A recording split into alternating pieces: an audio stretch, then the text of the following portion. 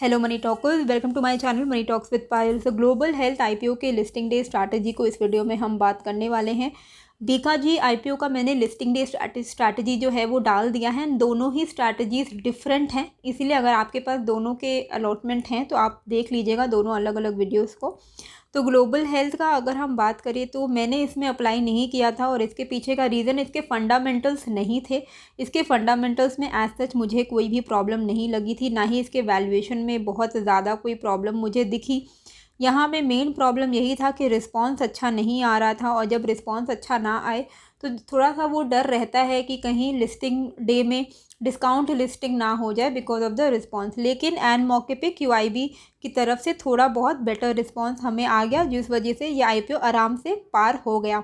Retail category में आप में से सभी जिन्होंने भी इसमें अप्लाई किया, जिन्होंने भी, उन सबको अलॉटमेंट मिली ही होगी, क्योंकि ये बिल्कुल भी फुल्ली सब्सक्राइब नहीं हुई थी। और अगर ये फुल्ली सब्सक्राइब नहीं हुई यानी कि आपकी प्रोबेबिलिटी 100% हो जाती है। तो आप में से जिनको भी लगा है अभी उनको क्या करना है इस बारे में हम यहाँ पे बात करेंगे। ग्रे मार्केट प्रीमियम क्या चल रहा है? 28 रुपीज़, 336 का कट ऑफ प्राइस है। अगर हम इसके ग्रे मार्केट प्रीमियम के हिसाब से देखें तो एनीवेयर बिटवीन 8 to 10% का रिटर्न हम यहाँ पे कल के दिन as a listing gains expect कर सकते हैं। 364 के आसपास में ये लिस्ट हो सकती है, तो 370 के आसपास में अगर लिस्ट होने के चांसेस हैं तो कोई बुरा चीज़ नहीं है। आपको 8 से 10% लग रहा है, मैंने नहीं लगाया क्योंकि मुझे ये 5-10% के रिटर्न के लिए रिस्क लेना इतना सही नहीं लगता है आईपीओ में। ठीक है, ट्रेड करके तो हम कमा लेंगे इतना, लेकिन आईपीओ में हम ऐसा रिस्की आईपीओ में क्यों लगाए जहाँ पे हमें थोड़ा टेंशन भी रहे, है ना। तो एकदम बॉर्डर लाइन इसका ग्रे मार्केट चल रहा था, अभी वो इंक्रीजिंग ट्रेंड हो के 28 रुपीज़ तक आया है। तो 8 से 10% के रिटर्न्स हम यहाँ पे एक्सपेक्ट कर सकते हैं।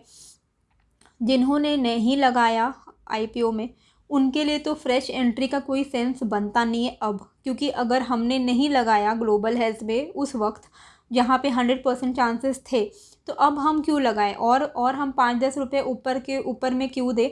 क्योंकि क्या है कि यहाँ पे आपको करेक्ट रेट में बाद में मिल जाएगा। अभी भी रेट ख़राब नहीं है, आप चाहो तो ले सकते हो, पर मेरा मानना है कि एकदम लिस्टिंग होते ही फोमो में ख़रीदना सही नहीं है, क्योंकि उसके बाद 5-6 दिन 7 दिन के बाद जब जो प्राइस है जब कूल ऑफ होता है तो बहुत सारे आईपीओ में हमने करेक्शन आते हुए देखे हैं। तो बाद में आप कुछ टाइम वेट करके जब ये कूल ऑफ हो जाए, वोलेटिलिटी जब कंसोलिडेट होने लगे, तब आप यहाँ पे न्यू एंट्री के लिए लॉन्ग टर्म के लिए सोच सकते हो। जिनको होल्ड करना है वो कोई बिना टेंशन के होल्ड कर सकते हैं, अगर आपका लॉन्ग टर्म का व्यू है। Long term as in 4-5 years का अगर आपका व्यू है, क्योंकि हॉस्पिटल सेक्टर में अपोलो बेस्ट है, नो डाउट। एंड मेदांता जो है वो अभी ग्रोइंग है। ठीक है, इसके बहुत सारे हॉस्पिटल्स तो हैं नहीं, 3-4 हॉस्पिटल्स हैं। तो उस कंपैरिजन में अगर आप पोर्टफोलियो स्टॉक देखो तो अपोलो ज़्यादा बेटर है, पर इसमें स्कोप है आगे बढ़ने का। तो लॉन्ग टर्म के लिए आप इसको होल्ड कर सकते हो, जो कि इंटायरली होल्ड करना चाहते हैं। वरना मैं बोलूँगी कि जितने आप 50% बुक कर लो, 50% आप लॉन्ग टर्म के लिए रख लो। लॉन्ग टर्म के लिए, शॉर्ट टर्म के लिए रखने का कोई मतलब नहीं है इसको। लॉन्ग टर्म में ये अच्छे रिटर्न्स आपको दे देगा, एंड बाय ऑन डिप्स के बाद में हमें मौके भी मिलेंगे न्यू एंट्री के लिए। जिनको इंट्रा डे में एग्ज़िट करना है, आप सिंपली जैसे ही खुले आप प्री मार्केट ऑर्डर लगा के भी एग्ज़िट हो सकते हो। खुलते संग ही 8-10% जो मिल रहा है बिना लालच के एग्ज़िट हो जाइए और टेंशन फ्री हो जाइए। नहीं तो मैक्सिमम बेनिफिट अगर आप स्क्रीन के सामने बैठ सकते हो, अगर आपके डीमैट में ट्रेलिंग स्टॉप लॉस का ऑप्शन नहीं है तो आपको ही 2% कैलकुलेट करना पड़ेगा। 2% का आपको ट्रेलिंग स्टॉप लॉस लगाना है। इसका मतलब है जैसे जैसे प्राइस ऊपर की तरफ जाएगा, जो भी प्राइस चल रहा होगा उससे जस्ट 2% नीचे का आपका स्टॉप लॉस रहेगा। जैसे ही आपका स्टॉप लॉस हिट होगा आप एग्ज़िट हो जाओगे। इससे क्या होगा, आपको मैक्सिमम बेनिफिट मिलेगा। सपोज़ शेयर और मतलब शेयर खुलते ही और 10-12 रुपये आगे भाग गया, तो आपको वहाँ से सिर्फ 2% नीचे आपका स्टॉप लॉस है, तो स्टॉप लॉस अगर आपको खा भी गया तो भी आपको जो लिस्टिंग हुई है उससे ऊपर ही आपको बेनिफिट होगा।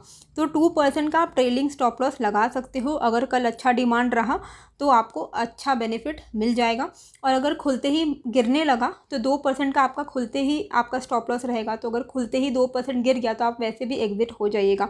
तो सपोज़ अगर 10% के आसपास खुलता है और आपको उसमें से थोड़ा आप रिस्क ले सकते हो और आप होल्ड करना चाहते हो इंट्राडे में, तो 10% का 12% हो, 14% हो तो बहुत अच्छी बात। लेकिन अगर 10 का खुलते ही 8% हो जाए तो आपको एग्जिट हो जाना है 8% का रिटर्न्स लेके। तो ये होता है आपका मैक्सिमम बेनिफिट स्ट्रैटेजी वेदांता में, मतलब ग्लोबल हेल्थ में। होप आपको ये जो वीडियो है अच्छी लगी होगी। कैसी लगी मुझे कमेंट करके ज़रूर बताइएगा, एंड नए हो तो सब्सक्राइब कर दीजिएगा। मिलते हैं फिर एक नए वीडियो के साथ। Thank you.